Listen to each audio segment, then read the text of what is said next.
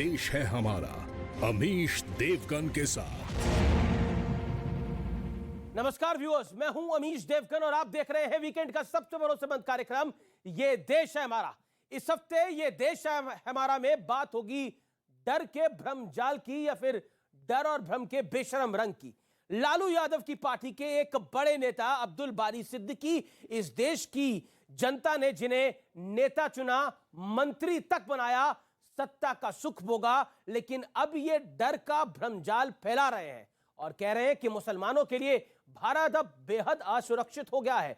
इसलिए मैंने अपने बच्चों से अब कह दिया है, ये वो कह रहे हैं कि विदेश में नौकरी करो, वहीं के नागरिक बन जाओ। लेकिन मुद्दा सिर्फ अब्दुल बारी सिद्दीकी का नहीं है। योगी सरकार ने मदरसों को मॉडर्न बनाने का फैसला किया तो कुछ नेताओं को यह भी बेहद चुभ गया। ओवैसी की पार्टी कह रही है कि बीजेपी की सरकार टोपी और दाढ़ी वालों को लगातार टारगेट कर रही है। आखिर बच्चों की पढ़ाई में टोपी और दाढ़ी का मुद्दा कहां से आ गया? उधर मध्य प्रदेश के कुछ मदरसों में बच्चों को आपत्तिजनक किताबें पढ़ाने का मुद्दा सामने आ गया, जिसके बाद शिवराज सरकार ने कहा कि मदरसों के सिलेबस की अब जांच होगी। तो इस पर भी पॉलिटिक्स शुरू हो गई और राहुल गांधी तो बार बार ये कह रहे हैं, मैं नफरत वाले माहौल में मोहब्बत की दुकान खोल रहा हूं। सवाल है, क्या वाकई देश का माहौल बहुत खराब है या फिर अपने अपने फायदे के हिसाब से डर का भ्रमजाल तैयार किया जा रहा है? इसे मुद्दे पर होगी जनता जनार्दन के बीच से आज की ये बड़ी चर्चा, ये देश है हमारा में। स्वागत है आपका व्यूअर्स।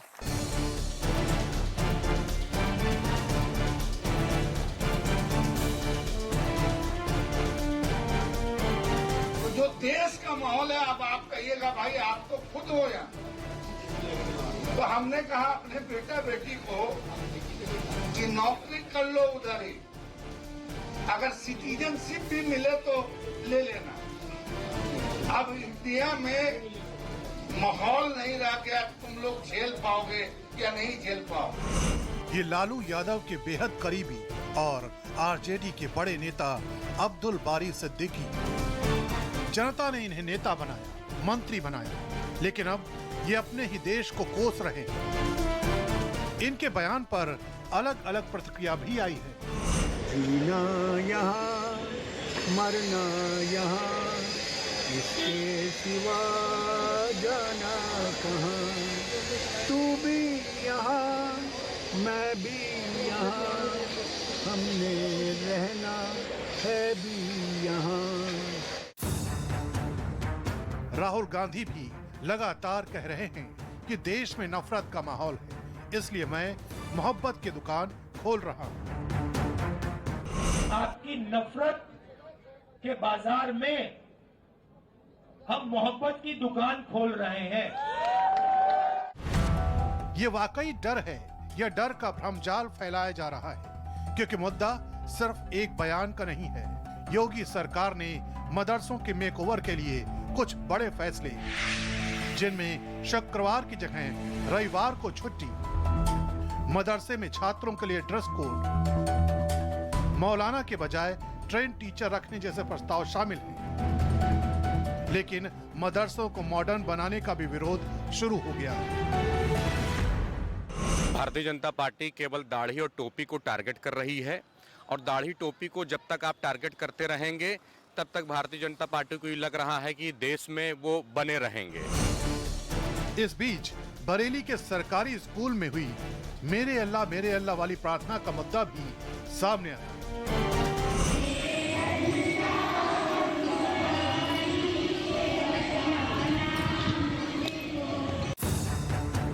इस घटना के बाद स्कूल के प्रिंसिपल नाहिद सिद्दीकी को सस्पेंड कर दिया गया। सवाल ये भी है कि झारखंड में दिलावर रबिका पहाड़िन के 50 टुकड़े कर देता है। रबिका की पहचान छुपाने के लिए उसकी खाल तक उतार दी जाती है, लेकिन इस मुद्दे पर कोई डर की बात नहीं करता है। सवाल है कि क्या डर का एक तरफा भ्रमजाल तैयार किया जा रहा है?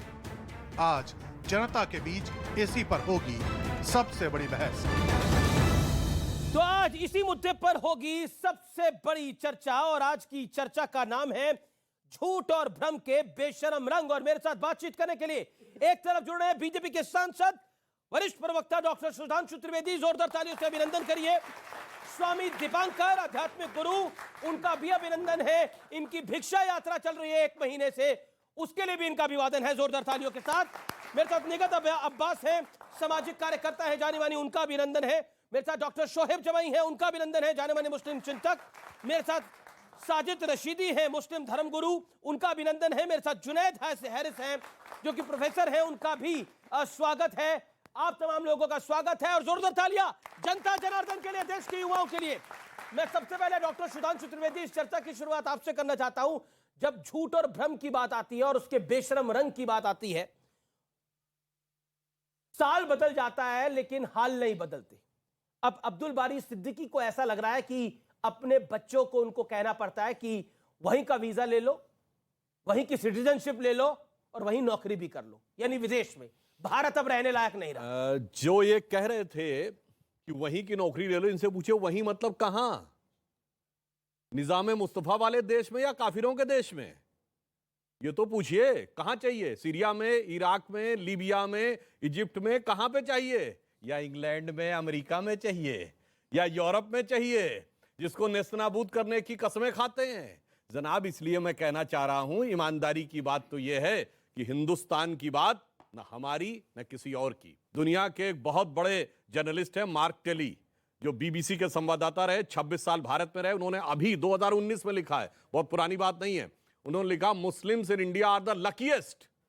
उन्होंने कहा भारत के मुस्लिम सर्वाधिक भाग्यशाली हैं। क्यों? उन्होंने उसका उदाहरण दिया कि मैं 26 साल निजामुद्दीन एरिया में रहा और एक तरफ हजरत निजामुद्दीन औलिया की दरगाह थी और सामने तबलीगी जमात का ऑफिस। उन्होंने कहा दुनिया में कोई दूसरा मुस्लिम देश होता तो 26 साल एक साथ नहीं रह सकते थे, किसी एक ने दूसरे को खत्म कर ही दिया होता। पर भारत के मुसलमान इसलिए भाग्यशाली हैं कि वो अपने मजहब में जैसे चाहे वह इबादत कर सकते हैं। इसलिए मैं कहना चाहता हूं, दुनिया का दूसरा सबसे बड़ा मुस्लिम आबादी का देश है भारत, पर यह इकलौता देश है जहां मस्जिदों में धमाके नहीं होते।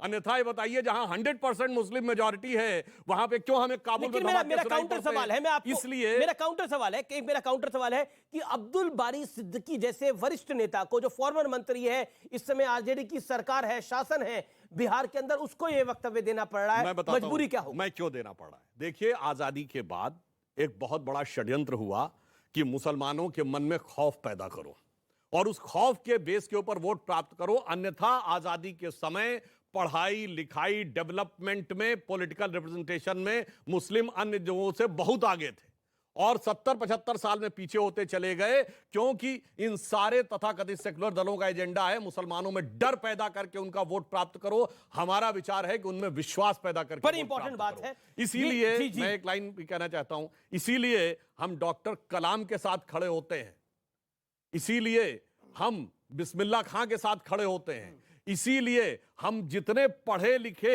और साइंटिस्ट मुस्लिम हैं उनके साथ हम खड़े होते हैं और ये लोग अपराधियों और आतंकवादियों के साथ खड़े होते हैं। ठीक है, मैं सीधा रुख करता हूं। ये विश्वास क्यों नहीं हो पा रहा, या फिर साल बदल जाता है लेकिन डर की दुकान का हाल नहीं बदलता? मेरा सीधा सवाल है, अब तो 1952 के बाद रामपुर में भी भारतीय जनता पार्टी जीती है, वहां मुसलमानों ने वोट दिया ही ना भारतीय जनता पार्टी को, आंकड़े निकल के आए, गुजरात में भी मिला वोट।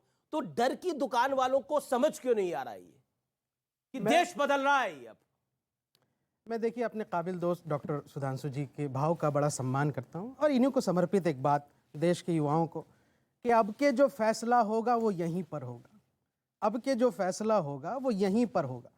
हमसे अब दूसरी हिजरत नहीं होने वाली, यानी माइग्रेशन, हमसे अब दूसरी हिजरत नहीं होने वाली। ना हम सफ़र से ना किसी हम नशी से निकलेगा, न हम सफ़र से न किसी हम नशी से निकलेगा, हमारे पाँव का कांटा है हम ही से निकलेगा, हम ही से निकलेगा। तो थोड़ी हार्डशिप है, माना है, लेकिन ये जो देश है यही हमारा देश, यही हमारी असली हकीकत है। और कौन छोड़ के जा रहा है? एक राजनीतिक बयान को अगर आप धर्म के आईने से देख लेंगे, राष्ट्रीय जनता दल का कोई दूसरा नेता, मान लीजिए कोई पंडित जी अगर देते, कोई ब्राह्मण देता ऐसा बयान, कोई विपक्ष का नेता, तो धर्म नहीं आता। तो एक धर्म को अब देखिए, मुझे स्पेसिफाई करा कि अब ये हम लोगों के लिए रहने लायक नहीं बचा है। हम लोग में विपक्ष भी आ सकता है। बहुत सारे विपक्ष के नेताओं को धमकियां दी गई, उनके बाल बच्चों को, मुझे भी धमकी दी जाती है सोशल मीडिया पे कि ये कर देंगे, फैमिली परिवार पे। अब मेरा ये मानना है कि देखिए बयान तो यहाँ से कंगना रनौत ने दी कि भाई 1947 में आज़ाद नहीं हुआ, 2014 में हुआ, यानी 70 सालों से यानी जो लोग थे प्रधानमंत्री वो गुलामी कर रहे थे, यानी अटल बिहारी वाजपेयी भी जो मंत्री जो प्रधानमंत्री थे। अब आप इस तरह का बयानबाजी देते हैं, लेकिन एक चिंता जो मैं दूसरी बात इस पर रख रहा हूँ कि चिंता एक है जिस तरीके से बेरोजगारी दर बढ़ी है, और स्टैनली ग्लोबल की एक रिपोर्ट है, इसको पढ़िएगा। अब्दुल बारी सिद्दीकी को बेरोजगारी का डर सता रहा था और तभी उन्होंने बच्चों को विदेश भेज मैंने दिया। कहा कमाल क्या लॉजिक दे रहे हैं आप भी जनाब। इस दिशा पे एक थोड़ा युवाओं को सोचने का मौका दीजिए। युवा है, मैं 30 सेकंड में अपनी बात खत्म अरे युवा सोच रहे हैं कि भारत सरकार ने खुद लोकसभा में ये कहा कि पिछले 7 सालों में 8.5 लाख भारतीयों ने भारत की नागरिकता त्याग दी, सिटीजनशिप त्याग दी, और पिछले 3 सालों में यहां से लगभग 5 लाख, सिर्फ 2021 में 1.5 लाख, और स्टैनली ग्लोबल की रिपोर्ट कहती है कि 8,000 करोड़पति अरबपति भारतीयों ने नागरिकता। अब ये अरबपति करोड़पति जो 8,000 है कौन है, इनका भी देखा जाए कि यहाँ पे कमाए खाए सब कुछ अरबपति बने और देश को छोड़ के चले। तो अगर इस तरह की बात होगी तो देशद्रोही होगी, इसलिए इसको आप मत जोड़िए धर्म के लवादे से, इसको एक विपक्ष के आईने की तरह, एक राजनीतिक बयान की तरह। टाइम लिमिट को फॉलो करिए स्वामी जी। बहुत बहुत शुक्रिया। मैं मात्र इतना ही कहूंगा कि कांटा निकालना ही है तो कांटा निकाला जाए। निकलेगा, अब बेवजह सत्ता बदलेगी तो निकलेगा। ये आदत, सत्ता बदलेगी तो कांटा निकलेगा। किस कांटे की बात कर रहे हैं आप, स्पेसिफाई कर दीजिए। देखिए एक घुटन तो है कि भाई विपक्ष का जो स्पेस है, जो जनता को, विपक्ष की आड़ में मत असली मुद्दे को छुपाइए। आप जो भी अगर सत्ता के साथ नहीं है उसके साथ परेशानी है, कुछ नहीं, किंवदंतियां हैं, दादा बोलते रहेंगे बीच बीच में। सरकार सबका अपना अपना टर्म है, बोलिए। पर मैं कहूंगा कि कांटा निकालना ही है तो कांटा निकाला जाए, बेवजह जहर ना फैलाया जाए, जिसकी आदत हर व्यक्ति को तकरीबन मैं देखता हूं।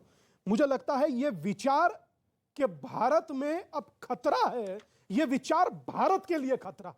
बहुत बढ़िया, आप समझ रहे हैं, भारत में अब आपको खतरा है, ये विचार भारत के लिए खतरा है। और अमीश भाई, क्यों मुझे इस भिक्षा यात्रा को करने की आवश्यकता पड़ी? जो जातियों में खंडित सनातन है। अच्छा, एक रोचक बात अगर आप आज्ञा दे तो मैं कह दूं। 30 सेकंड बोलिए। सुधांशु भाई, इसमें भिक्षा दाल चीनी चावल आटा की नहीं है, इसमें भिक्षा है जो जातियों में बटा सनातन है वो एक हो, और मुझे वो भिक्षा चाहिए। मुझे यह भिक्षा नहीं चाहिए कि आप 70 साल से ठाकुर हैं, गुजर हैं, यादव हैं, बनिया हैं, ब्राह्मण हैं। नहीं, हिंदू मतलब हिंदू, बात खत्म, यह भिक्षा होती है। और मुझे लगता है जब आप एक होते हैं तो आपके एक होने का विचार सामने के लिए खतरा हो जाता है, वरना आप बेवजह एक खतरे के माहौल से जीते हैं। आप सोचिए ना कि उपेक्षित कौन होता रहा। लेकिन अभी तो खतरा अब्दुल बारी सिद्दीकी को लग रहा है ना। उपेक्षित होता कौन रहा अमीश भाई? कभी अपने दिल पर हाथ रखकर सोचिए।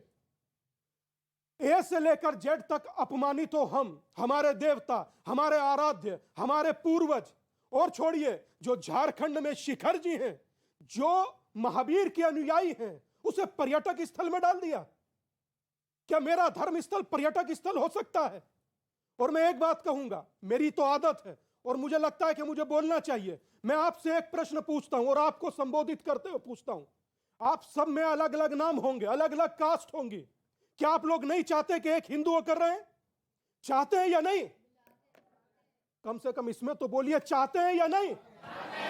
तो एक तो भिक्षा, बात हो गई। एक, अरे भाई साहब, सनातन होकर रहना क्या? तो मैं बोलूं कि मुसलमान एक साथ हो जाएं, इकट्ठे हो जाएं, क्या ऐसे चलता भाई, मैं जातियों को एक आदिवासी समाज, आपको ऑब्जेक्शन क्या है? ऑब्जेक्शन क्या है? ये एक सांप्रदायिक बात है। आप किस बात का इकट्ठा? सांप्रदायिक कैसे शोएब बाबू? किस बात का इकट्ठा? यहाँ देश विभिन्न संप्रदाय, जातियों में विभिन्न विचारधाराओं में बटा है। साउथ इंडिया के जो विचारधारा है वो लोगों की अलग है, हमारे यहाँ अलग है। इसी हिंदू समाज के अंदर आप देखेंगे, आदिवासी कहता मैं हिंदू समाज नहीं है, अलग अलग विषय जो है उसमें हम आते हैं। क्या मुसलमान को इकट्ठा करने की यही बयान मैं देता तो अभी मैं सांप्रदायिक हो जाता, कट्टर हो जाता। सुनिए ना, और गुरुजी कट्टर नहीं है। आप यहाँ से आपने बोला, आप ये आपको कहना चाहिए गलत बोला। आप बड़े एंकर, आप एक सेकंड, आप एक मशहूर एंकर, आप नहीं, आप बहुत तरक्की करेंगे। सुने जवाब, बात तो सुने, बहुत बेहतरीन आपकी तो दुआएं हैं, उनको मैं कबूल करता हूँ। और एक सवाल का जवाब दीजिए, आप अपनी तरफ से ऐलान करें। युवाओं को कैसा जहर पिला रहे हैं? स्वामी जी ने कहा इनके बीच में, देखिए आप सब जब चुनाव होता होगा तो तो आंकड़े निकलते हैं, इस जाति के इतने लोग, इस जाति के इतने लोग, इस जाति के, उसके बाद मुस्लिम इतने। अब मैं पूछना चाहता हूं, ये बताइए, शेख, सैयद, पठान, बहना, घोसी, गद्दी, अंसारी, शिया, सुन्नी, अहले हदीस, ये क्या है भाई? आपके यहां भी तो हैं, और आप इसी के बेस के ऊपर रिजर्वेशन तक मांगते हैं। तो हम और मजे की बात यह है, हिंदू समाज को जातियों में बांट दो तो सामाजिक न्याय है, हमने बात और अगर एक कर दो तो सांप्रदायिकता है। ये सामने आ गया, जातियों में बांटो तो सामाजिक न्याय है, और एक कर दो तो सांप्रदायिकता है। मगर अपने यहां सबको एक रखो तो वो सेकुलरिज्म है। रशीदी साहब, और मेरा बड़ा मूल सवाल है, क्या आपको लगता है जो राहुल गांधी कह रहे हैं कि नफरत के बाजार में हम मोहब्बत की दुकान खोल रहे हैं, राहुल गांधी का यह वर्जन है, अब्दुल सिद्दीकी कहते हैं कि डर का माहौल है, लेकिन अगर उत्तर प्रदेश में मदरसों की मॉडर्नाइजेशन की भी चर्चा होती है, मॉडर्नाइजेशन की मतलब उसको और डेवलप करने की, बच्चे अच्छी शिक्षा दीक्षा वहां पे प्राप्त करें, उसमें भी धर्म बीच में आ जाता है, उसमें भी कहा जाता है कि ये दाढ़ी और टोपी देख के फैसला लेते हैं। ऐसा क्यों हो रहा है? देखिए, आपने शुरू में कहा कि ये धार्मिक एंगल से बात कही जाती है और उसका धर्म से जोड़कर जो है उसको देखना ये गलत है। सुधांशु भाई ने एक बात बहुत अच्छी कही। अब्दुल बारी सिद्दीकी जो हैं एक बड़े नेता हैं, मंत्री रहे, अच्छा पैसा भी कमाया होगा, जाहिर बात है। बच्चे इनके बाहर पढ़ रहे हैं, जाहिर है, जाहिर है कि मंत्री रहे तो अच्छा पैसा कमाया होगा। इसमें कोई शक ये है? सोच का अंतर होता है। अच्छा, इसमें कोई शक है? अब बताइए। हमारे यहाँ तो भाई मैं आपके यहाँ दो प्रधानमंत्री रहे, आप बेचारे कुछ अपनी भी बात नहीं। क्यों कह रहे हैं? इसका मतलब कहीं दाल में काला है, राजद में वो बात कहीं नहीं। दाल में काला मैं है। इनको इस बात के लिए अच्छा, धन्यवाद देता हूं, मेरी इन्होंने बात बताया कि राष्ट्रीय जनता दल में यदि कोई मंत्री रहा तो अच्छा खासा पैसा कमाया। मुझे बोलने दो मेरे भाई। टर्न आपकी है। देखिए, मंत्री कोई रहता है, जापता तो नहीं बैठ के, वो भगवान को, अल्लाह को याद तो नहीं करता, वो तो अपने माल कमाने में लगता है। सब जानते हैं, दुनिया जानती है इसको। और सफाई कर दी। अरे मतलब मुझे बोलने नहीं दे रहे हो आप? नहीं, मैं आपका सुधांशु भाई, आप मुझे बोलने नहीं दे रहे हो। आज सच बोलने के मूड में है रशीदी साहब, तालियां बजा दो भाई। आज सच बोल रहे हैं कई बार, और बोलने दिया था। आप मुझे सुनना नहीं चाहते सुधांशु आज भाई? इनकी जबान में लियाकत है। नहीं, आप मुझे सुनना नहीं चाह रहे हैं आज। आप क्या भाजपा के लिए भी है। देखिए, मैं एक बात कहना चाहता हूं, ये सब सियासी बयान है, इनको अन्यथा नहीं लेना चाहिए। जब आप लोग टीवी वाले इनको लेकर डिबेट करते हैं ना, तो इनमें कहीं ना कहीं हमारे लोगों में, हिंदू मुसलमान सब में एक बात जाती है कि ये नफरत की बात इन्होंने जानबूझकर कही है। मैं ये कहना चाहता हूं, इन्होंने असल में कहना तो ये था कि भाई यूरोप में बच्चे पढ़ रहे हैं, भाई वहीं की सिटीजनशिप ले लो, अच्छी बात है। यूरोप में पढ़ रहे हैं और हर आदमी चाहता है, सुनिए, हर आदमी चाहता है, सब चाहते हैं कि यूरोप में चले जाएं बच्चे हमारे और तरक्की करें। हर आदमी चाहता है। यहाँ पर आप लोग चाहते हो भाई देश के युवा? अरे यार सुनो, और आप एक चीज बताइए, अगर मदरसों में कहा गया मॉडर्नाइजेशन हो तो होना चाहिए। आप ये बताइए कि मुस्लिम्स क्या मिशनरी स्कूल में नहीं जाते हैं? तो फिर हाँ जाते हैं ना, तो फिर ऐसा क्यों? मेरी बात पूरी क्यों नहीं होने दे रहे हो अमीश? आपकी बात अमीश, मेरी बात पूरी क्यों नहीं होने दे रहे? अच्छा बोलिए, और एक मिनट बोलिए। नहीं, गलत बात है। मैंने पूरा गलत बात है। देखो, सबको बोलने ने तो फिर ले लो सवाल। जी। मैं सिर्फ ये कहना चाहता हूं, उन्होंने एक बात साथ में जोड़ दी कि साहब ये देश रहने काबिल नहीं रहा, और उसी ने उनकी उस सारी बात को ढक लिया। उस पर कोई नहीं जा रहा कि इनके बच्चे कहां पढ़ रहे हैं, कितना पैसा लग रहा होगा, उस पर कोई नहीं देख रहा है। बस इस बात पे आ गए कि साहब ये देश में नफरत है।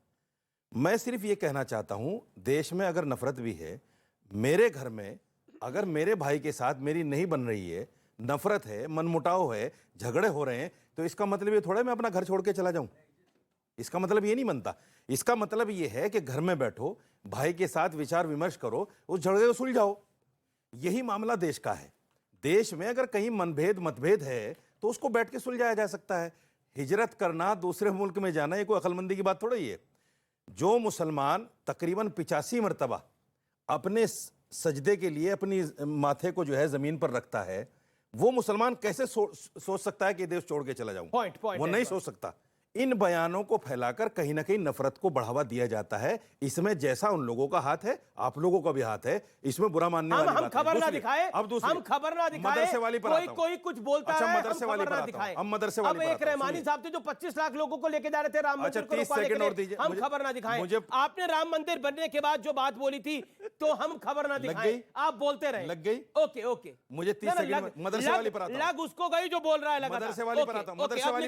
मदरसे वाला जवाब दे दे। 30 सेकंड। जी, अब 3 मिनट हो गए आपको लगातार। चलिए अमीश जी धन्यवाद। कड़वी पर सच्ची बात बोलूंगी, और सारी जो मैं न्यूज बताऊंगी इसी साल की है, कोई बहुत पुरानी नहीं है। आगरा में एक 8 साल की बच्ची के साथ मदरसा के मौलाना रेप कर देते हैं और कुरान पाक पर उससे हाथ रखकर कसम खिलवाते हैं कि वो बच्ची अपने घर में अपने रिश्तेदारों में जाके बताए ना। 12 साल की एक बच्ची के साथ रेप हो जाता है और कोई कुछ नहीं कहता। मदरसे के अंदर एक पिता एक 4 लड़कों का, जो मदरसे में टीचर है, 4 लड़कों का रेप करके जेल में जाता है, बेल पर बाहर है। 16 साल की अपनी बेटी के साथ गैंग रेप करता है लगातार 2 साल तक, कोई कुछ नहीं कहता। भूल जाइए ये सारी बात। मैं तो कह रही हूं, जो सिद्दीकी साहब ने कहा ना, वो बिल्कुल सही कहा। मुसलमान हिंदुस्तान में खतरे में है। फर्क बस इतना है, मुसलमान हिंदुस्तान में हिंदुओं से नहीं, खुद इन मौलानाओं से खतरे में है। ये बात उन्होंने सच्चाई बोलने से अपने आप को रोका। मैं प्रोफेसर साहब आपका रुख करता हूं और आपका ये दौर है। प्रोफेसर साहब, क्या मिलेगा ऐसी बात? मैं तो रियलिटी बताइए। क्या मिलेगा ऐसी बात? सारे बाबा जेल में, उनके बारे में साजिद भाई, मैंने सच बताया। बात होती है, जो करता है वो बुरा करता है। आप जाकर उन बच्चियों से मिले थे। सारे बाबा जेल में पड़े हुए हैं। अब मैं नाम गिनाने लगा, और ऐसे ऐसे बाबा जिसमें 5-5 लाख 10-10 लाख आदमी होते थे उनकी सभाओं में। यार ये कोई बात हुई? अमीश, ऐसी बातें नहीं करनी चाहिए। पब्लिक डिबेट में दुनिया सुनती है आपको, करोड़ों लोग सुनते हैं। नहीं बोली। साजिद रशीदी जी को बहुत दिक्कत हो गई अगर ये बोल दिया गया जुमे की जगह इतवार। बाबाओं का नाम ले लो ना, बाबाओं का भी नाम ले लो। छुट्टी के लिए दिक्कत नहीं इतना है, बड़ा बाबाओं का भी बवाल। नाम ले लो। आप इनसे पूछिए, ये डिबेट इस पर है ही नहीं। क्या उन बच्चियों के परिवार? अमीश, डिबेट इस पर है क्या कि रेप किसने कर लिया? ठीक है, ये विषय यही पता नहीं डिबेट किस पर है। ठीक है, आपने अपने बात, यही पता नहीं डिबेट किस पर है। आप अपनी बात इनको तो यही पता नहीं डिबेट किस पर है। जुनैद हैरिस भी वेट कर रहे हैं। मैं एक बार डिबेट है अब्दुल बारी सिद्दीकी पर, ये ले आए मौलाना पर, रेप पर। अभी मौलाना नहीं, उन्होंने मदरसे की बात बताई, उन्होंने मदरसे का जिक्र मेरे देश की लड़कियां मदरसे का जिक्र किया। आप तो खतरे में नहीं हो। पट्टी खुल रही है। ये सब आदमी खतरे में हो। आप तो खतरे में नहीं, कैसी आप तो खतरे में नहीं हो। ये क्यों बोला आपने? आप खतरे में नहीं हो? कौन ये कह रहे हैं इसकी लड़कियां खतरे में? मैं कह रहा हूँ आप तो खतरे में नहीं हो। रशीदी जी, नहीं, वो क्यों शब्दों को आप उनसे कह रहे हैं कि आप संभल कर बोलिए और आप कितने गैर-जिम्मेदाराना बोल रहे हैं। की बात कर रहे हैं। आपको दुनिया नहीं सुन रही, नफरत की बातें नहीं करनी चाहिए। आपको दुनिया नहीं सुन अपने रही। वक्तव्य रखे, आप अपना रखे। अरे मैंने गलत, आपने बोला कि आपने बोला आपको खतरे में नहीं है। आप तो खतरे में नहीं है, ये कहने का क्या मतलब? मुझे कोई अधिकार नहीं कहने का। वो यहाँ खड़ी है, ये कहने का मतलब नहीं है कि आप तो खतरे में नहीं है। कुछ भी कहने का अधिकार नहीं, ये इनको तो सब कुछ कहने का आप अधिकार। अपनी बात रखें, आपको भी कहने का अधिकार है, मगर मर्यादित होकर। ओके, मर्यादित होकर। मैंने अमर्यादित बात नहीं कही सर। सर, ये आपने कहा ना कि आप तो खतरे में नहीं है। दोबारा सुनिए, आपने कहा ना, दोबारा सुनिए सर। सर, आपने कहा खतरे में नहीं है। ठीक है, आप तो खतरे में नहीं, आप क्यों? पर ये कहा ये लॉजिक नहीं है ना। बुरी बात तो है। उन्हें खतरे में क्या? अच्छा, बुरी बात है। नहीं, क्यों ये एहसास कराना चाहते हैं? आप साधु हैं सर। आक्रामकता से ये आप दहाड़ रहे साधु हैं सर। और कहते हैं खतरे में। आप साधु हैं सर। देखिए, पांचों में सबसे ज्यादा उग्र यही है। साधु हैं आप। हाँ, तो तभी तो बोल रहे हैं सर, साधु हैं तो आप। बच्ची की क्यों नहीं? सर, साधु हैं आप भी मौलाना सर। तो इसका अर्थ ये नहीं कि उसे ये एहसास दिलाएं मैं दुनिया गलत को मैंने कि अन्यथा नहीं कहा उसको। आप तो खतरे में नहीं है। नहीं कहा। मतलब आप ये रिएक्ट इसको नहीं कम्युनल कर रंग में रही, दीजिए। इसका अर्थ ये नहीं कि वो खतरे में नहीं। के बाद में इन्होंने बहुत गलत एग्जांपल, अगर डिस्क्रीट एग्जांपल देकर डिबेट इनकी में रिहाई किया जाए आते तो नहीं फिर है। आशय खड़े हो जाते हैं। मैंने कोई काल्पनिक नहीं बताया शोएब जमील। व्यूअर्स, ये देश है हमारा में रुकेंगे एक ब्रेक के लिए, लेकिन ब्रेक के बाद भी ये बड़ी चर्चा जारी है। आप देखते रहिए वीकेंड का सबसे भरोसेमंद कार्यक्रम ये देश है हमारा। ऋग्वेद में कितने मंत्र हैं बता दीजिए। आप तो महापुरुष हैं। आप तो महापुरुष हैं सर। कितने मंत्र? सर होती है।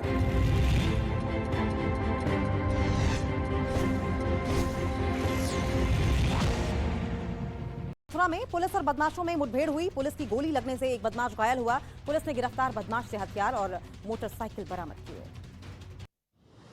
बिहार के भागलपुर में पुलिस ने शराब तस्करों के खिलाफ बड़ी कार्रवाई की है। जमीन खोदकर हजारों लीटर देशी शराब बरामद की गई। बरामद शराब को पुलिस ने नष्ट किया।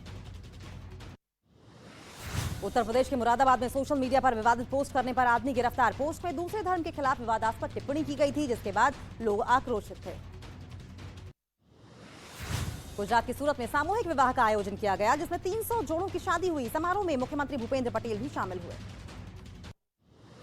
महाराष्ट्र के नागपुर में 5000 किलो मिक्स वेज भाजी बनाई गई। 1200 छात्रों के साथ मिलकर शेफ ने मिक्स वेज भाजी बनाई। शेफ ने कहा, सद्भाव वाली सब्जी करी तैयार। छत्तीसगढ़ के बीजापुर में यात्रियों से भरी बस पलट गई। हादसे में 2 लोगों की मौत हो गई, जबकि 20 लोग घायल हुए। उत्तर प्रदेश के सिद्धार्थनगर में एक बस अनियंत्रित होकर पलटी। हादसे में 20 से ज्यादा यात्री घायल हुए। घायल यात्रियों का इलाज अस्पताल में जारी। पहाड़ी इलाकों में बर्फबारी के बीच उत्तर भारत में कड़ाके की ठंड जारी। दिल्ली में 48 घंटे सताएगी शीतलहर। मौसम विभाग ने बारिश का अलर्ट किया जारी। दिल्ली में ठंड का प्रचंड प्रहार जारी। शीतलहर की वजह से दिल्ली में पारा 5.3 डिग्री तक लुढ़का। घनी कोहरे की वजह से लोगों को हो रही है परेशानी। उत्तर प्रदेश के पीलीभीत में जंगल से भटक कर रिहायशी इलाके में घुसा बाघ। गांव में बाघ घुसने से 15 दिनों से लोगों में दहशत। वन विभाग की टीम बाघ के रेस्क्यू में जुटी। साल के आखिरी मन की बात कार्यक्रम में पीएम मोदी का संबोधन। पीएम ने कहा 2022 में हर क्षेत्र में भारत का दमखम दिखा। कोरोना को लेकर पीएम ने की लोगों से सावधानी बरतने की अपील। बीजेपी अध्यक्ष जेपी नड्डा ने गाजियाबाद में देखी पीएम की मन की बात। कहा पीएम मोदी ने राजनीतिक उपयोग के लिए कभी इसका उपयोग नहीं किया, हमेशा गैर राजनीतिक मुद्दों की बात की। पूर्व प्रधानमंत्री अटल बिहारी वाजपेयी की जन्म जयंती आज। प्रधानमंत्री मोदी ने अटल समाधि जाकर उनको श्रद्धा सुमन अर्पित किए। राष्ट्रपति ने भी दी श्रद्धांजलि। संसद भवन परिसर में अटल बिहारी वाजपेयी और मदन मोहन मालवीय को श्रद्धांजलि दी गई। प्रधानमंत्री मोदी ने नमन किया। लोकसभा के स्पीकर और राज्यसभा के उपाध्यक्ष के अलावा दोनों सदनों के सदस्यों ने प्रार्थना सभा में हिस्सा लिया। लखनऊ में अटल बिहारी वाजपेयी की जयंती पर कवि सम्मेलन का आयोजन किया गया। सम्मेलन में सीएम योगी शामिल हुए। योगी ने वाजपेयी जी को भारतीय राजनीति का अपराजेय योद्धा बताया। अटल बिहारी वाजपेयी की जयंती पर गांधीनगर में सुशासन दिवस कार्यक्रम का आयोजन किया गया। सीएम भूपेंद्र पटेल कार्यक्रम में शामिल हुए। भूपेंद्र पटेल ने अटल जी को श्रद्धांजलि दी। हिमाचल प्रदेश विधानसभा में नेता प्रतिपक्ष होंगे पूर्व सीएम जयराम ठाकुर। बीजेपी विधायक दल की बैठक में हुआ फैसला। उत्तर प्रदेश के प्रयागराज में डिप्टी सीएम केशव प्रसाद मौर्य ने बाघ मेले में तैयारी का जायजा लिया। माघ मेले को लेकर तैयारियां पुरजोर की गई थी। कोरोना को देखते हुए डिप्टी सीएम ने अधिकारियों को कई निर्देश दिए। चीन में कोरोना से मचा हाहाकार। एक दिन में 3 करोड़ 70 लाख लोगों के संक्रमित होने की आशंका। मरीजों से अस्पताल खचाखच भरे। अंतिम संस्कार के लिए 3 दिन का इंतजार। चीन में कोरोना आउट ऑफ कंट्रोल हो गया है। बीजिंग में हालात खराब होने के बाद कोल्ड स्टोरेज में शव रखे जा रहे हैं। एक कोल्ड स्टोरेज में करीब 15,000 शवों को रखा गया। चीन में कोरोना से हो रही मौत के आंकड़े बहुत तेजी के साथ बढ़ रहे हैं। बीजिंग के एक मस्जिद का वीडियो सामने आया है जिसमें शवों के ढेर लगे हुए हैं। चीन के जिंगांगसू प्रांत में भी कोरोना से हाहाकार मचा हुआ है। एक अस्पताल से आई डरावनी तस्वीर। चारों तरफ दिखा लाशों का अंबार। चीन में कोरोना तबाही मचा रहा है। अस्पताल में लोग इलाज के लिए तड़प रहे हैं। वहीं चीन सरकार ने कोरोना के आंकड़े देने से साफ इनकार कर दिया। पूरे देश में आज मनाया जा रहा है क्रिसमस का त्योहार। गिरजाघरों में शुरू हुई प्रार्थना सभाएं। पीएम मोदी ने ट्वीट कर क्रिसमस की बधाई दी। कोरोना के बीच दुनिया भर में आज क्रिसमस का त्योहार बड़ी धूमधाम से मनाया जा रहा है। वेटिकन सिटी से लेकर देश भर के गिरजाघरों में आधी रात को हुई प्रार्थना। केरल के एर्नाकुलम में क्रिसमस के मौके पर सेंट मैरी कैथेड्रल बेसिलिका में सामूहिक प्रार्थना को लेकर 2 गुटों में झड़प हुई। दोनों गुटों में विरोध को देखते हुए पुलिस ने चर्च को खाली कराया। जंग के बीच यूक्रेन के मारियोपोल के एक चौक पर रूसी सेना के अधिकारियों ने बड़ा क्रिसमस ट्री लगाया। 20 मीटर ऊंचे क्रिसमस ट्री को रूस के सेंट पीटर्सबर्ग से लाया गया था। फ्रांस की राजधानी पेरिस में हिंसक प्रदर्शन जारी। सरकारी संपत्ति को नुकसान पहुंचाते नजर आए प्रदर्शनकारी। शूटिंग के दिन आपको बता दें कि 3 लोगों की मौत हुई। गुस्से में लोग दिखाई दिए। अफगानिस्तान की महिलाओं को लेकर तालिबान सरकार ने एक और नया फरमान जारी किया। वहां महिलाओं की नौकरी पर बैन लगा दिया गया है। विरोध में कुछ महिलाएं सड़क पर उतरकर भी विरोध जताती नजर आई। अमेरिका में बर्फीले तूफान ने लोगों की मुश्किलें बढ़ा दी हैं। घर से लेकर सड़क पर बर्फ की मोटी सफेद चादर जम गई है। सड़क पर फिसलन की वजह से भीषण जाम लग गया है। मीरपुर टेस्ट में भारत ने बांग्लादेश को 3 विकेट से हरा दिया है। श्रेयस अय्यर और आर अश्विन ने 8वें विकेट के लिए 71 रन की अटूट साझेदारी की और इसी जीत के साथ ही भारत ने सीरीज पर 2-0 से कब्जा कर लिया।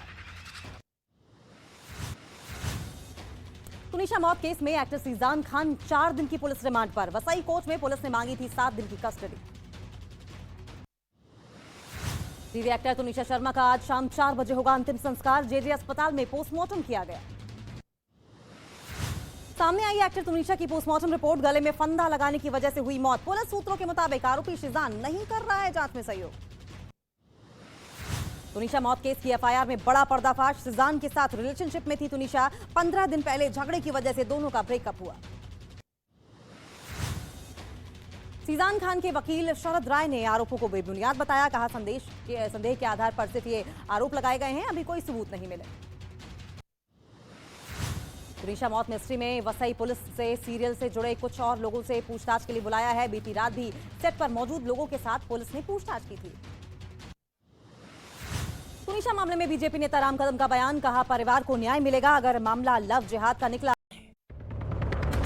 साल के आखिरी मन की बात कार्यक्रम में पीएम मोदी का संबोधन। पीएम मोदी ने कहा 2022 में हर क्षेत्र में भारत का दमखम रहा। कोरोना को लेकर पीएम मोदी ने की लोगों से सावधानी बरतने की अपील। पूर्व प्रधानमंत्री अटल बिहारी वाजपेयी की जयंती पर पीएम मोदी ने दी श्रद्धांजलि। सदैव अटल स्मारक जाकर पीएम मोदी ने किया नमन। बीजेपी ने गुड गवर्नेंस के तौर पर मनाई अटल जयंती।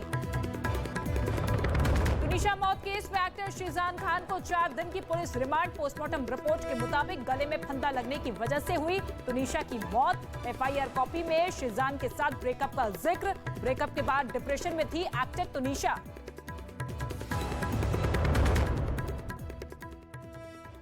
मोटरसाइकिल पर डांस भी करता दिखा, वीडियो सोशल मीडिया पर वायरल हो गया।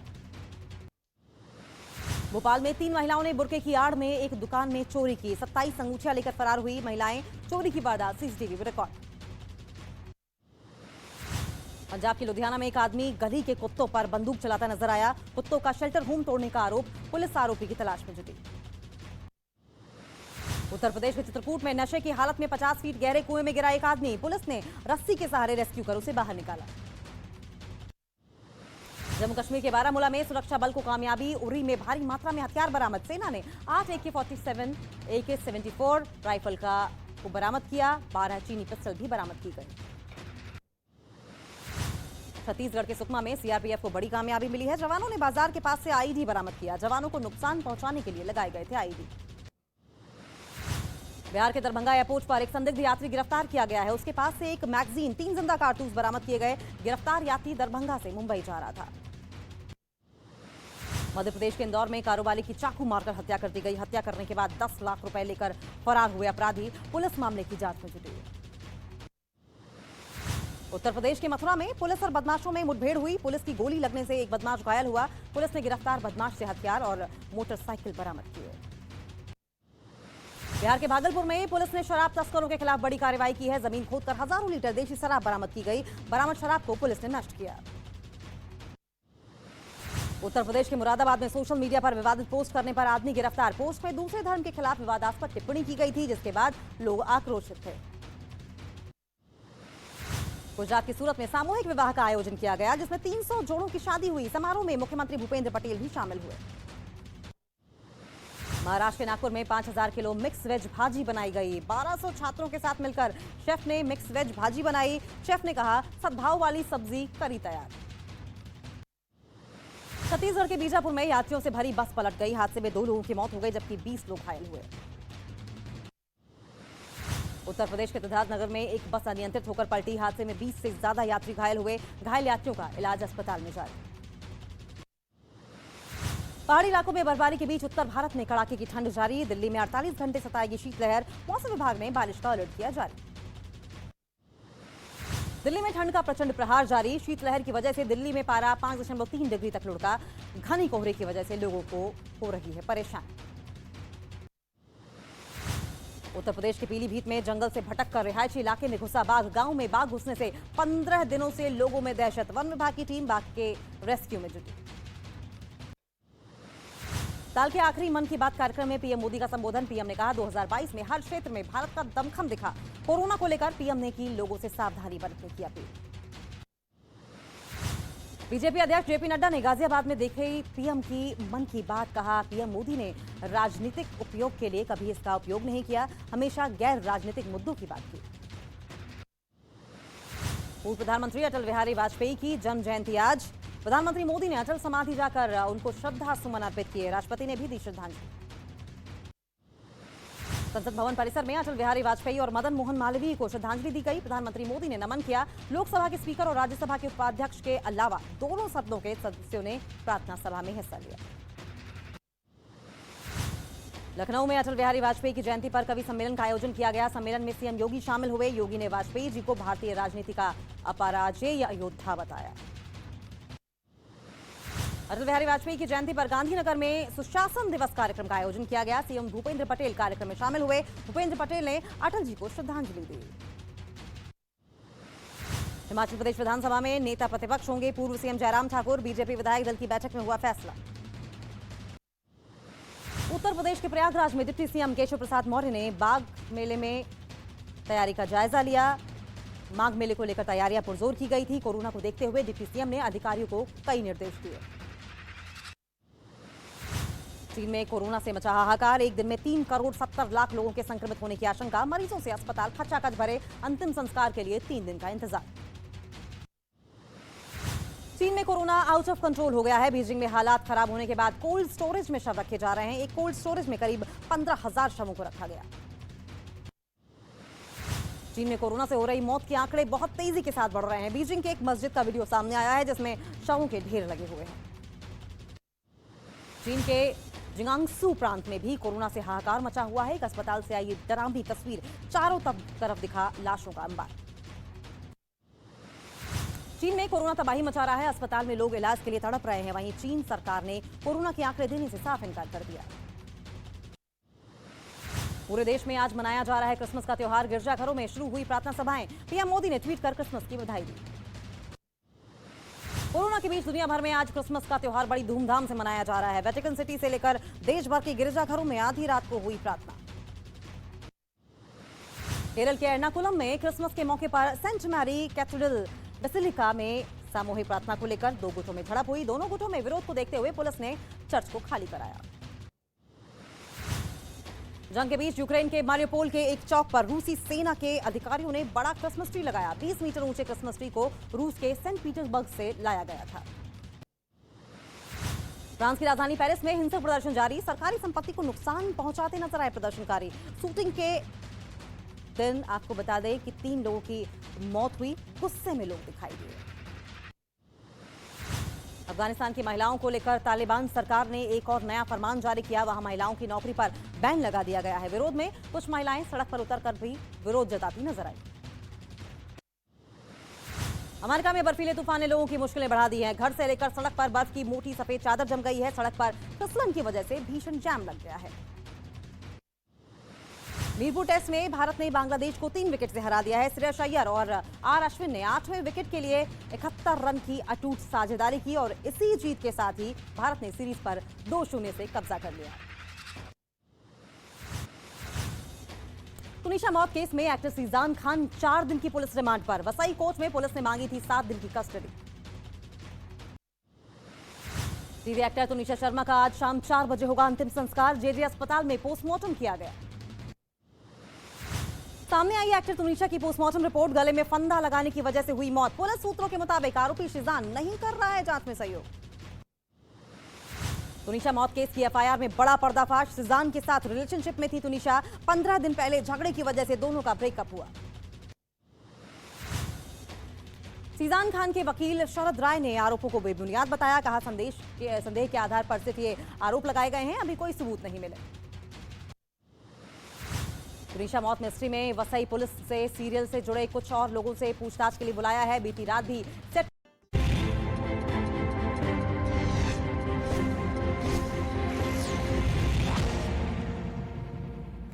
Welcome back viewers. आप देख रहे हैं जनता जनार्दन और देश के युवाओं के पीछे ये बड़ा कार्यक्रम ये देश है हमारा। जुनैद हैरिस, मेरा सवाल ये है कि देश के माहौल में खराबी क्या है? क्योंकि राहुल गांधी एक बात बोल रहे हैं कि इस नफरत के माहौल में मैं मोहब्बत बांट रहा हूं। अब्दुल बारी सिद्दीकी को अपने बेटे बेटी को कहना पड़ रहा है कि आप विदेश चले जाइए। और एआईएमएम के नेता कहते हैं कि दाढ़ी और टोपी देखकर यह सरकार फैसले लेती है। ऐसा क्यों? देश हित के लिए जब से हमारा मुल्क आजाद हुआ, धर्म के नाम पर, मजहब के हवाले से हमने राष्ट्र को सींचने की कोशिश की। मौलाना आजाद मुसलमान थे ना, जहां वक्त हो जाता था वहीं पर नमाज पढ़ते थे और फिर देश की कुर्बानी के लिए हमेशा तैयार रहते थे। ऐसे ही बड़े लोग हैं। अभी सुधांशु जी ने एक नाम लिया, उस्ताद बिस्मिल्लाह खां का नाम लिया था। इनका इंटरव्यू मैं याद दिला रहा हूं आपको कि उन्होंने कहा था कि नमाज का जहां वक्त स्टेशन पर वक्त हो जाता है हम नमाज पढ़ लेते हैं। क्या अजीब बात है कि हम कौन से दौर में चल रहे हैं कि अभी हमारे पास वो वीडियो मौजूद है कि गोरखपुर में एक आदमी स्टेशन पर एकांत में नमाज पढ़ लेता है तो पुलिस उसको तलाश कर रही है कि इसने कैसे नमाज पढ़ लिया। सवाल ये पैदा होता है तो मुल्क में ये माहौल। अब्दुल बारी सिद्दीकी की बात को सपोर्ट कर रहे हैं लेकिन अपने तरीके से। नहीं, मैं क्या कह रहा हूं, तरीके से सपोर्ट कर रहे हैं आप। एक बात तो मैं ये नहीं, एक बात को बिल्कुल मैं नहीं कह रहा हूं। अब्दुल बारी सिद्दीकी की बात को मैं इस लहजे में नहीं सपोर्ट कर रहा हूं कि ये मुल्क हमारा है। हम इसके लिए जान दे देंगे। हम इस मुल्क को छोड़ने की बात नहीं कर रहे हैं, हम इसके लिए कुर्बानियां देंगे कि जिस बुनियाद पर इस मुल्क को आजाद कराया है, इस संविधान के लिए जान की बाजी लगाएंगे। हम मुल्क को छोड़कर जाने की बात जान की बाजी लगाने की जरूरत है संविधान के लिए? संविधान तो है, इस मुल्क को आजाद कराने के लिए जान की बाजी लगानी पड़ी ना। इन्होंने बिस्मिल्लाह खां की बात कही, मैं पूछना चाहता हूं बिस्मिल्लाह खां को भारत रत्न कब मिला? 2001 अटल जी की सरकार में। जुनैद हैरिस साहब ने उपनिषदों और वेदों को कोट किया। उपनिषद और वेदों में विश्वास रखते हैं, जो लिखा उसको सच मानते हैं? बहुत सोच समझ के बोलिएगा, एंटी इस्लामिक हो जाएंगे आप। अगर आपने कहा कि कुरान के अलावा किसी दूसरी धार्मिक पुस्तक में जो लिखा है उसमें आप यकीन करते हैं तो बहुत बड़ी मुसीबत में फंस सकते हैं। आपको बड़ी नहीं, यकीन करते हैं कि नहीं, सच मानते हैं कि नहीं, यकीन रखते हैं?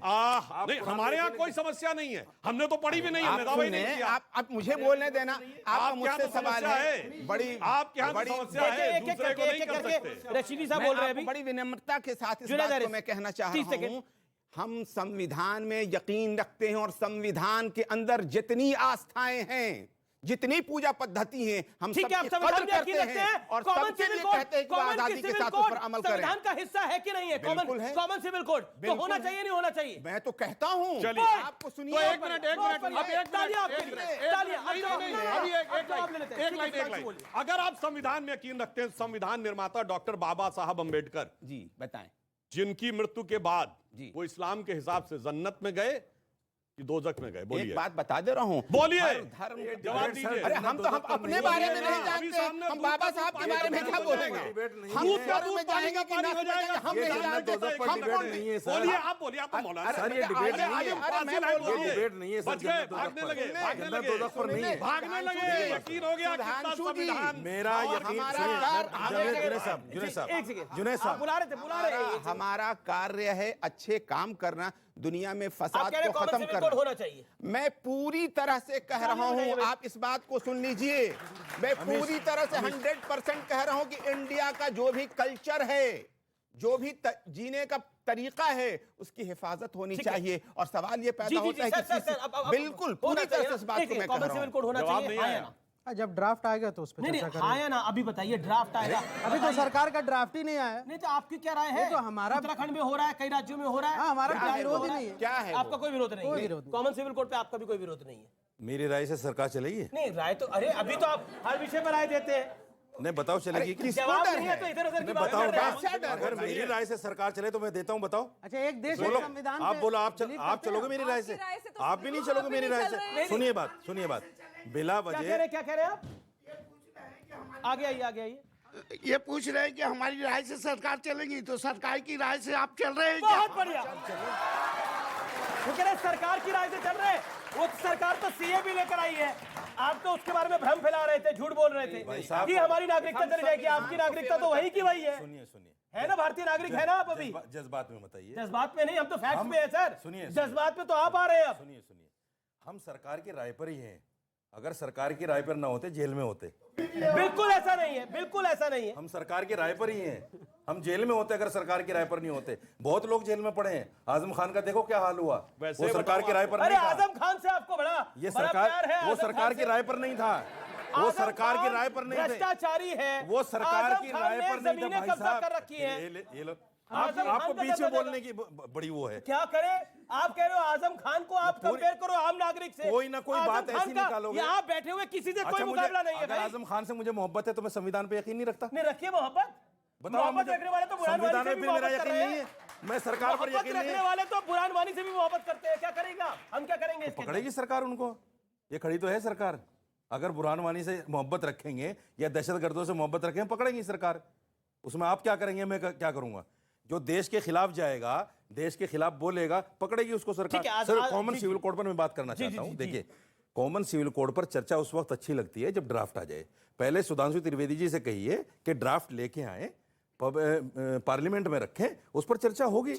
पहले से पहले नहीं, देखिए, आधा कोड तो लागू है। इन्होंने क्रिमिनल में तो कॉमन मान रखा है, क्योंकि ना चोरी करने पे हाथ कटवाने, ना दारू पीने पे कोड़े पड़वाने हैं। नहीं कटवाओ, तो करवा रखा हम कहते हैं कटवाओ। सर, हम कहते हैं चोरी पे कटवाओ। एक मिनट, हमारी राय है कि चोरी पर सिविल में भी आधा मान रखा है। देखिए, सिविल में अब ये कहेंगे वो क्रिमिनल है, चलिए सिविल में। तो ये बताइए, पैसे पे ब्याज लेना इस्लाम के अनुसार अधार्मिक है कि नहीं? फिर काहे बैंक से पैसे ब्याज लेते? वापस कर दो। हम नहीं लेते, वापस करते हैं? मैं नहीं लेता बिल्कुल। नहीं, आप वापस करते हैं? मैं अपनी बात तो आज कहिए कि सबको वापस करना चाहिए, मतलब बाकी में मान रखा। क्या पता शुएब भी न लेते हो, पैसा नहीं लेते? क्या पता जुनैद हारिस भी न लेते हो? बैंक से नहीं लेते हैं, पूछे वापस करते हैं। आज नहीं लेते, मैं लेता ही नहीं भाई। नहीं लेता नहीं, क्या वो तो अपने आप कट के आता आपके अकाउंट में। कमाल की बात। अरे भाई वो लेना थोड़ी पड़ता है, तो वापस करते हैं। चिट भी मेरी, पटरी मेरी और सिक्का मेरे बाप का। अरे भाई सिक्का मेरे बाप का। बैंक से क्रेडिट होता है। कोई बात बैंक में अकाउंट नहीं आपका? मेरा अकाउंट है। देखिए इसीलिए मैं बाकायदा, देखिए सुनिए, मेरी जीएसटी नंबर भी है मेरे पास, मैं टैक्स भी देता हूँ भाई साहब। एक मिनट, मैं टैक्स भी देता हूँ। मुसलमान का अर्थ होता मुसल ईमान, जो ईमान का पूरा हो। मगर पहले तो पूरा नहीं, आधा ईमान चाहिए, यानी क्रिमिनल में नहीं चाहिए, सिविल में चाहिए, और सिविल में भी पूरा नहीं चाहिए, इतना सा चाहिए, इतना सा। इसीलिए और लास्ट में एक लाइटर नोट पे एक बात कह दूं। जी सुनिए, एक बहुत बड़े आपने ईमान का सरकार से क्या लेना देना ये बताओ। अरे भाई आप ही तो कहते हैं धर्म का सरकार से कोई लेना देना नहीं। सर धर्म अलग, ये मुस्लिम पर्सनल लॉ क्या है भाई? पढ़े लिखे ये सरकार में धर्म है कि नहीं भाई? ये वक्फ बोर्ड क्या है भाई? ये मौलवियों का सैलरी क्या है भाई? ये क्या है? इसलिए मैं कह रहा हूं ईमान अलग चीज है। लाइटर नोट पे आप एक बात कर रहे थे, लाइटर नोट पे देखिए ऐसा है, एक बहुत बड़े शायर हुए हैं रफीक शदानी, वो मतलब फैजाबाद के थे, उस समय नाम फैजाबाद था, आज अयोध्या है। उन्होंने इस पे बड़ी मजेदार बात कही है कि भाई यहां से जो लोग जाते हैं हज करने के लिए, चूंकि यहाँ लॉ अलग है वहां लॉ अलग है, तो उन्होंने एक लाइटर नोट पे एक बात कही, कहीं झुम्मन से कल कहीं बफाती, सोच समझकर हज पर जायो, हिया की लबझप हुआ न चली है, आपन आपन हाथ बचायो। क्योंकि ये रहता ना, हाथ से उठा को धर लिया तो हाथ भारी पड़ जाएगा। ये उन्होंने कहने का सही बात है। अच्छा ठीक है, हम ये कहते हैं आप यहाँ भी लागू कर दो। मैं आपको मौका दूंगा। ओके ओके, मैं एक बात कहना चाहता हूं अमीश, मैं अभी भी वही। ये क्यों हम 2014 से तो ये झूठ और भ्रम का बेशरम रंग शुरू हुआ, जिसके अंदर कहा गया कि ये जो शासन है ये अकलियतों के खिलाफ है, वो अभी तक जारी है। आप पहले तब आमिर खान को लग रहा था, अब अब्दुल बारी सिद्दीकी को लग रहा है। हम ये कह रहे हैं आप हर बात माननी शुरू कर दीजिए, प्लेन भेज करके यहां से लखनऊ बुलवाइए और 5 स्टार होटल में टिकवाइए, तो आप एकदम सही हो जाएंगे। और अगर आप नहीं कर पा रहे हैं तो फिर आप कहीं ना कहीं तो खराब हैं। मगर मैं अपनी बात कहूं, मैं अपनी बात कहना चाहता हूं, मैं अभी भी वही हूं जहां शुएब भाई ने कही थी। जब यहां से लेकर समूचे अरब में, मेरी रिक्वेस्ट है कि सर मुझे टाइम दीजिएगा, यहां से लेकर समूचे अरब तक मुस्लिम मतलब मुस्लिम, बात खत्म। समूचे यूरोप में क्रिश्चियन मतलब क्रिश्चियन, बात खत्म। तो हिंदुस्तान में हिंदू क्यों नहीं हो सकता? मेरा मानना यह है। पर वो तो कम्युनल बात है। नहीं, वो कम्युनल इनके कहने से नहीं होगी। सुधांशु भाई ने एक बहुत अच्छी बात कही, मुझे सर बोलने दीजिए। सुधांशु भाई ने बहुत अच्छी बात कही। आप लोग जब आंकड़े दिखाते हैं तो आप कहते हैं कि मुस्लिम बहुल्य, मगर जब आप हिंदू एरिया दिखाते हैं उसमें ठाकुर इतने, जाट इतने, गुजर इतने, यादव इतने, ब्राह्मण इतने। क्यों सर? हमें हिंदू रहने दीजिए। और जब हम हिंदू हैं तभी हम केंद्र बिंदु हैं, और सबसे पहले राष्ट्र बाद में कास्ट। जी जी, पहले राष्ट्र फिर कास्ट। अब बात है सबसे बड़े फैक्ट की, एक हार्ड फैक्ट की, और वो हार्ड फैक्ट ये है कि यूपी के संबल की एक बड़ी खबर मैं आपको बताता हूं, और ये बहुत प्रमाणिक तौर पे मैं बता रहा हूं। मुस्लिम महिला को एक इंसाफ मिला वहां पर, और महिला 3 तलाक, हलाला और रेप से पीड़ित थी। 2018 में, नोट करिए इस बात को, 2018 में पति ने महिला को तलाक दिया, ससुर ने हलाला किया। इस दौरान उसके पति ने भी उसके साथ रेप किया, और वो फिर गर्भ से हुई, और फिर 5 साल बाद, 5 साल उसने कोर्ट में केस लड़ा, और उस कोर्ट के आदेश के बाद पति को गिरफ्तार किया गया। यानी 3 तलाक के कानून जिसका विरोध बहुत किया जा रहा था, उसका इंपैक्ट ये हुआ कि एक महिला को इंसाफ मिला, जो सबसे महत्वपूर्ण है। इसीलिए मैं चाहता हूं कि कॉन्फिडेंस क्या होता है, वो कॉन्फिडेंस पूछिए उस मुस्लिम महिला के से, वो कॉन्फिडेंस पूछ लिए उस मुस्लिम महिला के माँ बाप से, उसके भाई से, उसके बच्चे से। ये कॉन्फिडेंस होता है, और जिस कॉन्फिडेंस को आप डिनाई करते रहे, सीए में किसी की नागरिकता नहीं जा रही थी, झूठ का प्रचार किया गया, झूठ का प्रचार। लगातार बोलने से कुछ नहीं होगा, ऑडियो नहीं जा रहा अभी, लगातार बोलने से कुछ नहीं होगा, लगातार बोलने से कुछ नहीं होगा। झूठ का प्रचार किया गया सीए के अंदर कि नागरिकता जा रही है। आप सब यहां खड़े हैं, निगत यहां खड़ी है, आप यहां खड़े हैं, आप यहां खड़े हैं, सब लोग आप खड़े हैं। किसकी नागरिकता गई? कोई हाथ खड़ा करे, हेल्थ वेलफेयर का डाटा है ठीक है, अपने कि निगत अब्बास। 27 लाख हिंदू महिलाओं को बिना तलाक के छोड़ दिया गया, अबॉन्डन कर दिया गया। ये सरकार का आंकड़ा है। और मुसलमानों से ज्यादा डाइवोर्स के केस हिंदुओं में अरे तो हैं। डाइवोर्स के केस हो, मुसलमानों में भी हो, किसने ये मना करा? सरकार का कोर्ट में आंकड़ा लड़िए है, जाकर। National family health. 3 तलाक और व्हाट्सएप पे थोड़ी को दे देगा। शादी में 2.6 मुसलमानों में निगत अब्बास, और निगत 4% हिंदुओं का आंकड़ा है। अमीर जी ने तो चुप भाई कहा, सब अमीर जी ने चीज में जानकारी आप नहीं ही है, निगत आगे अब्बास, हैं। मेरा नाम है शोएब जमाई। ये भारत सरकार का आंकड़ा है, नेशनल फैमिली हेल्थ वेलफेयर का आंकड़ा है। हिंदू हलाला तो नहीं करते ना, हिंदू हलाला नहीं करते। कौन नहीं करते? कौन कहता है? जब उसको छोड़ दिया ना, छोड़ दिया। दूसरी शादी नहीं करते, नहीं अमीर जी दूसरी शादी नहीं करते, बिना शादी के महिला के साथ संबंध रखते हैं। नहीं नहीं अमीर जी ये गलत बात है। सवाल बाकी सवाल। अमीर जी ओके, खड़े हो। तो पहले कह रहे हैं कि सड़क पे नमाज नहीं पढ़नी चाहिए, मतलब पब्लिक प्लेस पे नमाज पढ़नी चाहिए। एक सेकंड, सवाल आ रहा है। मतलब ये बोल रहे हैं कि सड़क पे नमाज पढ़नी चाहिए, पब्लिक प्लेस पे नमाज पढ़नी चाहिए। तो मतलब हिंदू भी फिर हो तो 40 और वो सब सड़क पे चढ़ने से फिर लॉ खराब होएगा ना। आपने बोला है ना, आपने बोला है ना। अभी ये बोले कि कब्रिस्तान की बात होती तो इनके देखिए, मैं आपको एक चीज ये बता दूं। बताइए, इस्लाम के अनुसार पक्की कब्र होनी चाहिए कि नहीं? नहीं होनी चाहिए, बिल्कुल नहीं होनी चाहिए। तो कब्रिस्तान कहां से होना चाहिए भाई? चारों तरफ आपने वॉल खड़ा कर दिया, एंटी इस्लामिक काम तो आप कर रहे हैं। और उसके बाद वॉल होना चाहिए, वॉल होना चाहिए। पक्की कब्र नहीं होनी चाहिए, ये मेरी जानकारी है। वॉल होना चाहिए, कच्ची तो फिर कब्र भी पक्की और कब्रिस्तान की तरफ दीवार भी पक्की। गलत बातें कौन मत बाउंड्री अलग चीज है, खबर अलग चीज है। कब्र पक्की नहीं होनी चाहिए, क्यों पक्की? बाउंड्री पक्की हो सकती है, इस्लाम में उसकी हिफाजत, बाउंड्री डिफाइंड है, कब्रों की हिफाजत के लिए खबरों की हिफाजत ये विषय नहीं है। एक सेकंड, निगत डिफाइंड है। मदीना में भी चले जाएंगे, मक्का में भी चले जाएंगे तो बाउंड्री है, डिफाइंड। अच्छा, निगत अब्बास बोलेंगे आप, बोलिए। आ जाने दीजिए ना, मुझसे पूछ लीजिए। जो सनातन धर्म की सच्चाई है कि कोई जाति नहीं है, सारे हिंदू एक है, इस बात को आज अगर दीपांकर भाई ने सभी को बोल दी तो इनको बड़े तिलमिलाहट हो गई। कम्युनलिज्म नहीं, एक सेकंड ना, कम्युनलिज्म तो ये करते आ रहे हैं अपनी कौम से, कम्युनलिज्म तो ये करते आ रहे हैं। इन्होंने अभी तलाक की बात उठाई कि तमाम हिंदू मर्दों ने तलाक दिया हुआ है। जाके वेद अगर पढ़े होते तो पता होता है हिंदुओं में तो तलाक होता ही नहीं है।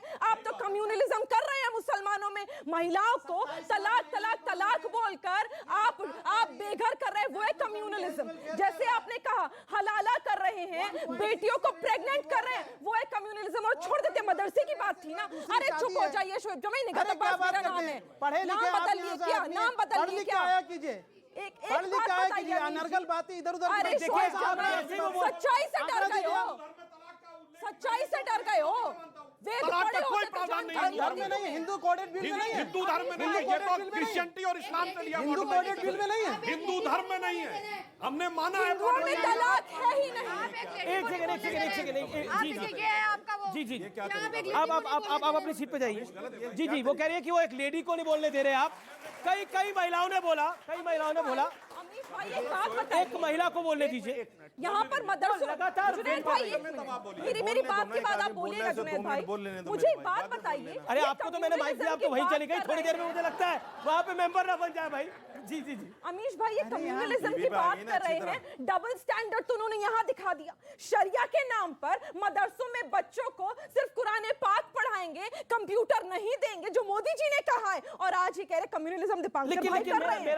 मुझे बताइए, मेरा पॉइंट ये है, ठीक है, आप you made your point sir. मैं क्योंकि आखिरी दौर है, थोड़े हमारे जो व्यूअर्स यहाँ पर आए हुए हैं उनके भी सवाल हम लेते हैं। आप अपना हाथ खड़ा करिए, सवाल पूछ सकते हैं। इतनी पीछे मैं कैसे आऊंगा? आगे आइए निकलकर, आप पहले पूछिए, आप आइए तब तक। आप विश्वास की बात करें कि मुस्लिम महिलाओं का सरकार ने विश्वास जीता, तो क्या बिल्किस बानो मुस्लिम महिला नहीं है? उनके परिवार से पूछा जाए, क्या उनको इंसाफ मिला? उनका विश्वास कैसे जीतेगी सरकार? जी, बिल्किस बानो के ऊपर बोला कि अगर विश्वास की बात है तो बिल्किस बानो को इंसाफ नहीं मिला, कैसे विश्वास जीतेगी सरकार? एक सवाल होता है कि रेपिस्ट को गले लगाया गया, वो 14 साल जेल में रह के बाहर आए। मगर मैं पूछना चाहता हूँ, इमराना के साथ बलात्कार हुआ था, इमराना के साथ उसके ससुर ने बलात्कार किया, और उसके बाद सुनिए, बलात्कारी को सजा की बजाय पुरस्कार मिला। ये कहा गया कि अब आज से भाई क्या तरीका, आप हर चीज सब में बोल रहे हैं। आपकी सरकार उसको संस्कारी कह रही है, बलात्कारी को बलात्कारी कहने की हिम्मत नहीं है। डॉक्टर साहब, मैं आपको बड़ा सम्मान करता हूं, पर इस पे आप मत कहिए। अरे आप शोएब जमाई उसका धर्म मत देखिए भाई, बलात्कारी आखिरी 5 मिनट है, बंद कीजिए आप। आप अरे मैं कह रहा हूं, सुनिए। 15 साल मायने नहीं रखता। अरे भाई सुनिए। आपके होम मिनिस्टर ने उसको इजाजत दी उसको छोड़ने की। अरे सजा आप किसी- संस्कारी कहते हैं उसको, माला पहनाते हैं आप। आप चुप रहिए, आप चुप रहिए। अरे आप चुप रहिए भाई, क्या तरीका आप सब संस्कारी यहाँ से। हाँ मैं गलत। पूछता हूँ, आप सुनिए। एक महिला के साथ अरे खड़े ये नहीं क्या हो क्या सकते। तरीका है भाई, आपके होम लगातार मिनिस्टर चिल्लाते जा आपके रहे होम मिनिस्टर है, होम लगातार मिनिस्टर देश चिल्लाते के जा रहे आपके होम मिनिस्टर नहीं है क्या? तो बिल्किस बानो को आपके प्रधानमंत्री नहीं है क्या? आपके होम मिनिस्टर आपके होम मिनिस्टर संस्कारी कहेंगे। अब सुनिए, मैं कहता हूं अमीश ये इसको अरे भाई, सपोर्ट मत अरे करो। बस करिए, बस करिए, बस करिए। मैं ये कहना चाहता हूँ कि इमरान खान के चुप रहिए साथ सोच भाई, एनफ इज एनफ। आप लगातार बोल रहे हैं। अब मैं कहता हूं इमराना के साथ ये बहुत बलात्कार गलत हुआ, बात। उसके बाद मौलवी फतवा दे देता है कि अब आज से बलात्कार करने वाले अपने ससुर की वो पत्नी और पति की मां हो गई। उस बलात्कारी के लिए क्या किया गया? कोई और वो मौलवी का मौलवी रहा, सभा की सरकार किसी ने चू बोला। आप कह रहे हैं कि हिंदू एक हो जाएंगे तो सारे केंद्र हो जाएंगे, आप कह रहे हैं कि मुस्लिम एक हो जाएंगे तो सब ठीक हो जाएगा। देश की कोई क्यों नहीं बात कर रहा? आप कह रही है कि मुस्लिम जो वुमेन है उनके साथ बलात्कार हो रहा है, आप कह रहे हैं कि हिंदुओं के साथ बलात्कार हो रहा है। सेफ कहाँ है हम? कहाँ जो बिल्कुल बेसिक सवाल है, बिल्कुल सही सवाल है। जी स्वामी दिवाकर बोलिए। जी दिवाकर जी, मैं जवाब देना चाहता हूं। मैं गुड़िया ने प्रश्न किया, मैं उसका जवाब देता हूं। मैं बिल्कुल ये नहीं कह रहा हूं कि एक होने का अर्थ किसी के विरोध में है। मैं एक होने के अर्थ से ए मिशन टू यूनाइट सनातन ये कहना चाहता हूं। और मेरा भिक्षा मांगना मुझे बोलने दीजिए रशीदी साहब, फिर आप बोलिएगा। मुझे भिक्षा मांगना और मेरा भिक्षा मांगना किसी के विरोध में नहीं है। और सही बात तो यह है सर, मेरा भिक्षा मांगने का अधिकार है और मैं कहूंगा इन्हें अपने लिए नहीं तो अपनी आने वाली नस्लों के लिए, एक होइए आप सनातनी है, मेरा अधिकार है सर। कोई बात होता है क्या कि अगर कोई एक सनातनी बोलेगा तो उसे कम्युनल कह दीजिए? मैं यही चाहता हूँ जाति ना हो। जी जी जी, समझ सवाल रही है? सवाल आप मनुवाद के खिलाफ बोलिए, क्या सवाल है? आपको बोलना जल्दी जल्दी जल्दी। सर आप कह रहे हैं कि सर एक बात बलात्कारी को कहूं बलात्कारी नहीं कह सकते। आप मनुवाद के पहले पन्ने पर बताइए लिखा क्या है, बताइए, हटाइए। हम नहीं जानते। नहीं जानते तो मनुवाद क्या है बोलते हैं? क्या यार आपको रत्ती नहीं मालूम? सुनिए, नहीं रुकिए, आपको ये बड़ा है, रत्ती नहीं बड़ा है। मालूम? मनुवाद में कितने चैप्टर? पता है देश आपको? के एक बहुत बड़े दलित चिंतक पेरियार ने अरे पेरियार मनुवाद छोड़िए, आप अपना बताइए। मनुवाद के कितने चैप्टर है बताइए? पेरियार पेरियार ने मनुवाद को जलाया। अंबेडकर ने यहाँ से मनुवाद को जलाया। चल रहा कुछ नहीं पड़ा। अंबेडकर ने जलाया नहीं जलाया। अंबेडकर ने महासंवाद के दौरान अंबेडकर साहब ने मनुवाद को जलाया। अगर आप जातियों को तोड़ना चाहते हैं तो मनुवाद खत्म कीजिए आप। इन लोगों की ये आदत डबल है, स्टैंडर्ड नहीं इन चलेगा। लोगों आखिरी दौर, आखिरी 30 सेकंड। आदत है मनुवाद, मनुस्मृति। मैंने इनसे कहा दावे के साथ, चुनौती के साथ, और आज आपसे भी कह रहा हूं, अगर ये मनुस्मृति के पहले पन्ने पर बता दें क्या लिखा है। पन्ने नहीं पता, नहीं लिखा, मैं भाई साहब डिबेट छोड़कर चला जाऊंगा। और अगर नहीं पता, एक मिनट ऋग्वेद में कितने मंत्र हैं आप बता दीजिए। और अगर आपको नहीं पता, अगर आपको नहीं पता, ऋग्वेद में कितने मंत्र हैं आप बता दीजिए। ऋग्वेद में कितने मंत्र हैं बता दीजिए। आप तो महापुरुष हैं, आप तो महापुरुष हैं। कितने मंत्र? सर ऋचाएं होती हैं सर। चलिए ऋचाएं बता दीजिए, चलिए ऋचाएं बता दीजिए। कितनी ऋचाएं? जब आप महात्मा हो गए बता रहे हैं ऋग्वेद में क्या है। एक बात अनुवाद में कहां से बता देंगे भाई? सर आपको ऋग्वेद का पता नहीं महात्मा होगा। है कि बिला वजह बोलते हैं, भ्रम का बेशरम रंग बिला है। वजह बोलते हैं। इसे मनुवाद में क्या लिखा है? मनुवाद में क्या लिखा है? ऋग्वेद का पता नहीं, मनुवाद लेके चल दिए। Last word 5 second. यजुर्वेद में बता दीजिए।